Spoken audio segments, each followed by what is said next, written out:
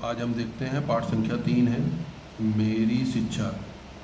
ये वाटिका है कक्षा 5 की, तो उसका पाठ संख्या 3 है। ये डॉक्टर राजेंद्र प्रसाद जी हमारे देश के प्रथम राष्ट्रपति थे, उनके जीवनी से ये चीज़ लिया गया है। और उसमें इस पाठ में उनके बचपन में उनकी पढ़ाई और उनके जो पढ़ाने आते थे मौलवी साहब, उनके और जो उन्होंने कैसे पढ़ा और क्या क्या शरारतें वो लोग करते थे उसके बारे में है। इस चीज़ को हम देखते हैं और इसका प्रश्नोत्तर आगे के पाठ में है, जिसमें अब देखिए जैसे इसका शब्दार्थ है बेखौफ, निडर, सबक, सीख, जानकारी। दरख्त पेड़ को कहते हैं, उर्दू का शब्द है, फारसी। अक्षरारंभ पढ़ने की शुरुआत, बिस्मिल्लाह शुभारंभ, सुकुन शौकना। तो बोध प्रश्न के अंतर्गत हम इसमें प्रश्न देखते हैं। तो पहला प्रश्न है बालक राजेंद्र प्रसाद का अक्षरारंभ किसने कराया था? बालक राजेंद्र प्रसाद का अक्षरारंभ मौलवी साहब ने कराया था। दूसरा है उनके साथ कौन कौन पढ़ता था? उनके साथ 2 चचेरे भाई उनके पढ़ते थे। तीसरा है पहले मौलवी साहब और दूसरे मौलवी साहब में क्या अंतर था? तो इसका होएगा पहले मौलवी साहब बड़बोले प्रकृति के, यानी फेंकू टाइप के होते, जिसको आजकल आप फेंकू कहते हैं, के थे, जबकि दूसरे गंभीर प्रकृति के वह अच्छा पढ़ाते थे। देर तक न पढ़ना पड़े इसके लिए जमुना भाई क्या चाल चलते थे? देर तक न पढ़ना पड़े इसके लिए जमुना भाई दीपक में रेत की पोटली छिपाकर रख देते थे और वह तेल सोख लेती थी और दिया जल्द बुझ जाता था और पढ़ाई बंद हो जाती थी। इसी में दूसरा प्रश्न है सोच विचार। बताइए दूसरे वाले मौलवी साहब के बारे में ऐसा क्यों कहा गया कि वे बहुत गंभीर थे और अच्छा पढ़ाते भी थे? तो इसका उत्तर हम देखेंगे। दूसरे मौलवी साहब अपने काम के प्रति बहुत समर्पित थे और अपने शिक्षण कार्य के प्रति गंभीर थे, इसलिए कहा गया है कि वे बहुत गंभीर थे और अच्छा पढ़ाते थे। भाषा के रंग तीसरा प्रश्न है।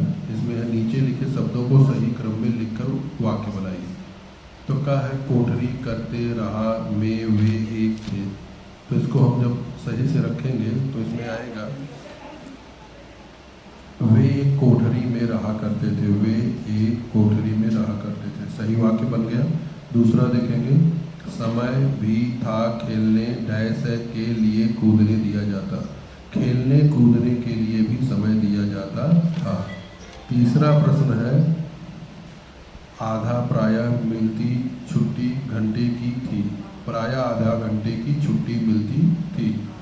ग है चारपाई साहब सोते पर मौलवी थे, मौलवी साहब चारपाई पर सोते थे, सही वाक्य बना इसका। उसके आगे हम देखते हैं तो ख है छोटे बड़े इधर उधर यहाँ विलोम अर्थ देने वाले शब्दों की जोड़ी बनी थी। इस प्रकार के शब्दों के जोड़े पुस्तक से ढूंढ कर लिखिए।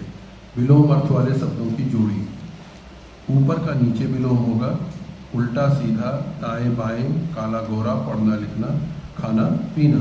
अगला प्रश्न है धीरे धीरे तरह तरह, यहाँ एक ही शब्द की आवृत्ति 2 बार हुई है।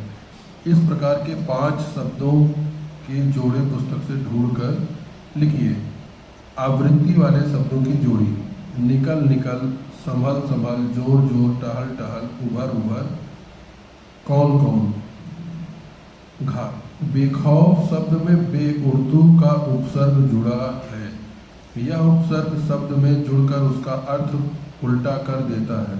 खौफ का अर्थ होता है भय, परंतु बेखौफ का अर्थ निर्भय हो जाता है। इसी प्रकार इन शब्दों के अर्थ लिखिए। तो इसमें देखेंगे बेदाग, बेदाग इसका मतलब जिसमें कोई दाग ना हो, ये अर्थ हो जाएगा। बेकसूर, निर्दोष, बेहिसाब, असीम, यानी जिसकी कोई सीमा न हो। बेघर, निराश्रय, बेवजह, बिना कारण, बेमिसाल, अद्वितीय।